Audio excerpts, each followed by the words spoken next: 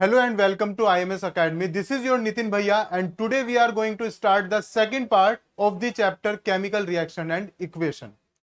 चलिए बच्चों, सबसे पहले हम रिकॉल कर लेते हैं कुछ पिछले कॉन्सेप्ट को।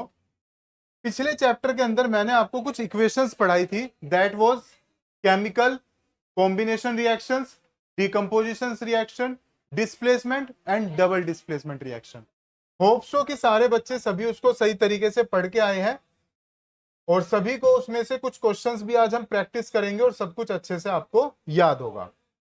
आज हम बात करते हैं फिफ्थ मेन रिएक्शन की, ऑक्सीडेशन एंड रिडक्शन, जिसके लिए जैसे कि अगर हम अपने आसपास की कुछ चीजों को ऑब्जर्व करें, आपने देखा होगा अगर आपके घरों पे कोई सब्जी बनाई गई है और वो थोड़े टाइम तक आपने उसको हाई टेम्परेचर पे या गर्मी हो रही है और आपने किसी ऐसी जगह रख दिया जहां पे जो टेम्परेचर है वो काफी हाई है, तो आप देखोगे वो ज्यादा टाइम तक जो आपकी आइटम है खाने की वो सरवाइव नहीं कर पाएगी, वो बहुत जल्दी खराब हो जाएगी। उसके पीछे क्या रहेगा? Oxidation reaction. एक रीजन रहेगा कि हवा में प्रेजेंट जो ऑक्सीजन है उससे रिएक्ट करके ऑक्सीडेशन रिएक्शन होगी, जिसकी वजह से जो खाने की चीजें है वो खराब हो जाती है। या एक सबसे बेस्ट एग्जांपल आप इसमें ले सकते हो, आयरन। आपने देखा होगा जो लोहे की चीजें हैं वो बहुत जल्दी से जंग खाती है और उसे भी क्या कहा जाएगा? ऑक्सीडेशन ही कहा जाएगा। उसमें भी जो ऑक्सीजन है वो रिएक्ट करके एक लेयर बनाएगी, जिसकी वजह से एक आयरन ऑक्साइड की एक लेयर बनती है, जिसकी वजह से वो जो मेटल है वो कमजोर पड़ता चला जाएगा। तो ये हमारे डेली रूटीन में बहुत सारे एग्जाम्पल है ऑक्सीडेशन के। तो सबसे पहले हम उसी रिएक्शंस की बात करने वाले हैं, ऑक्सीडेशन एंड रिडक्शन। चलिए, ऑक्सीडेशन जैसे नाम से ही क्लियर है, ऑक्सीजन से जुड़ना। इसमें आप दो अलग अलग पार्ट पढ़ सकते हो, ऑक्सीडेशन एंड रिडक्शन। सबसे पहले अगर ऑक्सीडेशन की बात की जाए, द एडिशन ऑफ ऑक्सीजन, यानी कि ऑक्सीजन का जुड़ना किसी भी रिएक्टेंट के साथ क्या कहलाएगा? ऑक्सीडेशन रिएक्शन कहलाएगा। लेकिन एक अपोजिट भी है इसका, that is hydrogen of removal of hydrogen, hydrogen का निकलना। अगर किसी भी रिएक्शन में ऑक्सीजन नहीं जुड़ी लेकिन हाइड्रोजन रिमूव हुई है, तो तब भी आप उसको किस में कंसीडर करोगे? ऑक्सीडेशन में ही कंसीडर करोगे। तो ऑक्सीडेशन में दो चीजें आएगी, या तो ऑक्सीजन का जुड़ना या हाइड्रोजन का निकलना। चलिए एक एग्जांपल ले लेते हैं। सी कार्बन है, O2 ऑक्सीजन, दोनों कंबाइन होके क्या बना रहे हैं? CO2। तो यहां पे कार्बन के साथ ऑक्सीजन ऐड हुई है, तो ये क्या बन गई? CO2, carbon dioxide. तो ये आपकी कौन सी रिएक्शन कहलाएगी? ऑक्सीडेशन, क्योंकि इसमें ऑक्सीजन ऐड हुई है। हालांकि ये आपका कॉम्बिनेशन रिएक्शन के अंदर भी आएगा, तो जरूरी नहीं है कि जब हम एक रिएक्शन की बात कर रहे हैं तो उसमें कोई दूसरी रिएक्शन की प्रॉपर्टी होल्ड नहीं हो सकती। रिडक्शन इसका अपोजिट होगा ऑक्सीडेशन का। रिडक्शन में क्या होगा? हाइड्रोजन ऐड होगी। यहां पे हाइड्रोजन रिमूव होती थी तब ऑक्सीडेशन कहलाता था, लेकिन रिडक्शन में हाइड्रोजन क्या होगी? ऐड होगी।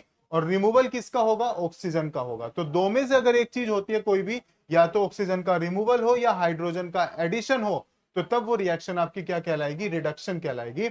चलिए एक बेस्ट एग्जांपल लेके दोनों को एक साथ में डिस्कस करते हैं।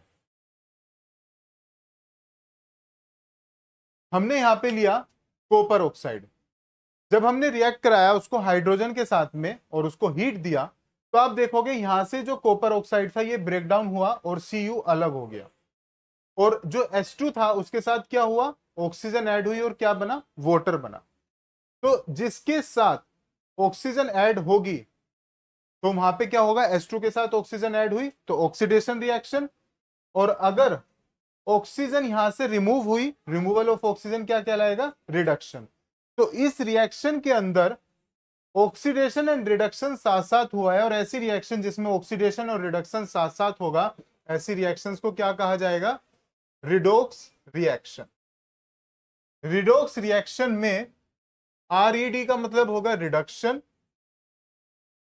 और OX का मतलब क्या होगा? Oxidation. Such reaction in which reduction and oxidation occur simultaneously are known as redox reaction। अब यहां पे आपको कुछ चीजें ध्यान से समझने वाली बात है। जिस सब्सटेंस का, जैसे कॉपर ऑक्साइड, जिस सब्सटेंस का रिडक्शन हुआ वो कहलाएगा रिड्यूस सब्सटेंस। तो अगर हम रिड्यूस सब्सटेंस की बात करें, क्योंकि जब ये रिएक्शन आएगी तो इसमें केवल आपसे ऑक्सीडेशन और रिडक्शन नहीं पूछा जाएगा, रिड्यूस सब्सटेंस और ऑक्सीडाइज सब्सटेंस भी पूछा जाएगा, तो रिड्यूस सब्सटेंस होगा CuO, कॉपर ऑक्साइड। और जिसका ऑक्सीडेशन हुआ H2 के साथ O जुड़ा है तो इसका ऑक्सीडेशन हुआ है। तो अगर ऑक्सीडाइज सब्सटेंस पूछा जाए आपसे कि ऑक्सीडाइज सब्सटेंस क्या है, तो वो होगा H2, हाइड्रोजन। और अब इसमें पूछा जाए अगर ऑक्सीडाइजिंग एजेंट और रिड्यूसिंग एजेंट क्या होगा। एजेंट, आप जनरल लाइफ में एजेंट किसको बोलते हो? जो आपको कुछ पर्टिकुलर सोर्स प्रोवाइड कराए।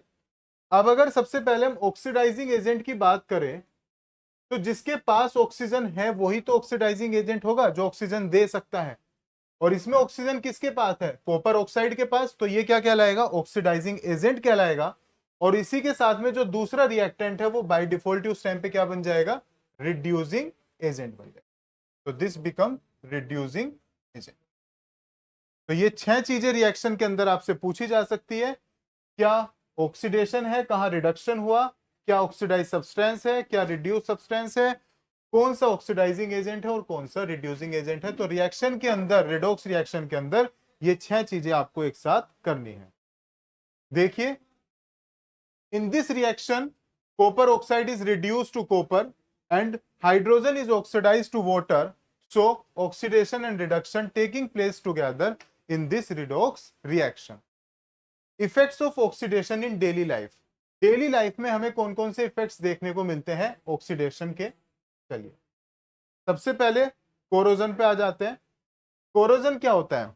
आपने अपने डेली लाइफ में कुछ चीजों को ऑब्जर्व किया होगा, जैसे कि अभी मैंने एग्जांपल लिया था कि अगर आयरन को जंग लग जाता है तो वो वीक पड़ जाता है, उसकी स्ट्रेंथ पहले जैसी नहीं रहती। ऐसे सभी मेटल्स में ज्यादातर ऑक्सीजन रिएक्ट करता है और उनको वीक बनाता है। तो ये प्रोसेस कहलाता है corrosion. When a metal is exposed to moisture, जब किसी मेटल को आप मॉइस्चर में रखोगे तो वो एयर से, मॉइस्चर से रिएक्ट करेगा फॉर सम टाइम, तो उस पे एक हाइड्रेटेड ऑक्साइड की एक लेयर बन जाती है, जिसकी वजह से मेटल वीक पड़ जाता है। और इसी को कहा जाता है कि मेटल जो है वो कोरोड हो गया। और ये प्रोसेस क्या कहलाती है? कोरोजन कहलाती है।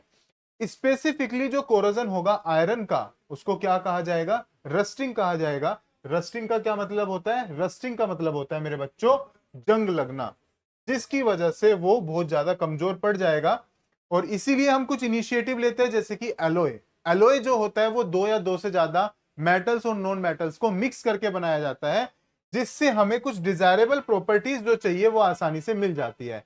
स्टील एक एलोय है, जिसको बनाने का रीजन ये था कि हमें स्ट्रेंथ चाहिए थी आयरन वाली, और उसमें हमें रस्टिंग नहीं होना चाहिए था, जंग नहीं लगना चाहिए था। दैट्स वाई स्टील एक एलोय ऐसा बनाया गया जिसमें जंग नहीं लगता।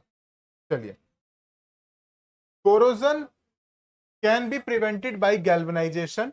लेकिन कोरोजन, कुछ मेटल्स पर जो कोरोजन हो रहा है उसको रोका जा सकता है। गैल्वेनाइजेशन का मतलब होता है उस एक मेटल पर दूसरे मेटल की लेयर चढ़ा देना। इलेक्ट्रोप्लेटिंग और बाय पुटिंग द पेंट्स, उन पर पेंट करके या उन पर ऑयल और ग्रीस लगा के भी उनको जंग लगने से उन चीजों को बचाया जा सकता है जो मेटल्स की बनी है, जैसे जो लोहे की बनी है।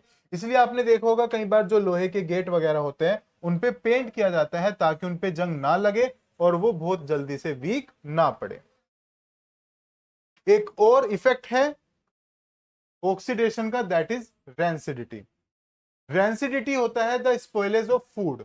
जैसे खाना आपने बनाया जिसमें आपने फैट्स, ऑयल, ये सब चीजों का यूज करके खाना बनाया गया। अब वो खाना क्या करेगा? ऑक्सीजन से रिएक्ट करके जब उसको एयर में आप एक्सपोज करोगे तो वो धीरे धीरे स्पॉइल होने लगता है, खराब होने लगता है। यही प्रोसेस क्या कहलाती है? रेंसिडिटी कहलाती है, जिसकी वजह से खाने में से बैड स्मेल आने लगती है या उस फूड का जो टेस्ट है वो खराब हो जाता है। कौन कौन से मेथड से आप रेंसिडिटी को रोक सकते हो? यस, सबसे पहला मेथड बाय एडिंग एंटीऑक्सीडेंट्स। ऐसी कुछ चीजें यूज करके जो ऑक्सीजन से रिएक्ट ना करने दे उसको खाने को खराब होने से बचाया जा सकता है। And keeping the food in the air tight containers. आप एयर टाइट कंटेनर्स में रख सकते हो अपना खाना, रेफ्रिजरेटर के अंदर रख सकते हो। जैसे जो चिप्स के पैकेट आते हैं उसमें नाइट्रोजन गैस फिल की जाती है, जो आपने देखा होगा चिप्स के पैकेट बहुत ज्यादा फूले हुए रहते हैं, तो उनमें नाइट्रोजन गैस फिल रहती है, जिसकी वजह से वो ऑक्सीजन से रिएक्ट नहीं कर पाते, वो चिप्स वगैरह वो आइटम खाने का, और वो खराब नहीं होता। तो उस टाइम पे नाइट्रोजन एक एंटीऑक्सीडेंट की तरह काम करता है। और एल्यूमिनियम फॉइल जो आप यूज करते हो, जिसमें चपातीस वगैरह में आप अपना खाना रैप करके ले जाते हो, तो बहुत बच्चों को ये लगता है कि जो फॉइल पेपर आप यूज कर रहे हो वो आप यूज कर रहे हो जिससे कि खाना आपका या जो जो चपाती आपने पैक की है वो गर्म रहेगी। जल्दी से बताओ किस किस बच्चे को ये लगता है कि हाँ वही रीजन है कि जो चपाती आप पैक करके ले जा रहे हो फॉइल पेपर में, एल्यूमिनियम फॉइल पेपर में रैप करने से वो गर्म रहती है। तो जब कभी भी आपने अपना टिफिन बॉक्स ओपन किया तो वो आपको गर्म मिली नहीं। उसका रीजन मेरे बच्चों ये होता है कि एल्यूमिनियम एक मेटल है, और जब कभी भी ऑक्सीजन रिएक्ट करने आएगी जिससे फूड स्पॉइल हो सकता है, तो वो पहले रिएक्ट करेगी उस एल्यूमिनियम से जिसके अंदर हमने चपाती को रैप कर रखा है। वो सारी ऑक्सीजन मोस्ट ऑफ उस एल्यूमिनियम के साथ ही रिएक्ट करेगी और चपाती के अंदर नहीं जा पाएगी, चपाती से रिएक्ट नहीं करेगी या उस खाने से रिएक्ट नहीं करेगी जो फॉइल पेपर के अंदर है, जिसकी वजह से जल्दी से वो खाना खराब नहीं होता। तो खाने को खराब होने से बचाने के लिए एल्यूमिनियम फॉइल पेपर का यूज किया जाता है, ना कि उसको गर्म रखने के लिए। अब इसमें कुछ क्वेश्चंस आपकी एनसीईआरटी बुक के अंदर है। ये नोट्स करने के बाद आप सभी वो एनसीईआरटी क्वेश्चन अटेम्प्ट कर सकते हैं, सभी क्वेश्चन आप आसानी से कर पाएंगे। जिस भी क्वेश्चन में आपको कोई डाउट आए आप अपना कमेंट बॉक्स में लिख सकते हैं। और ऐसी कुछ और वीडियोस के लिए जुड़े रहिए आईएमएस एकेडमी से। Thank you everyone.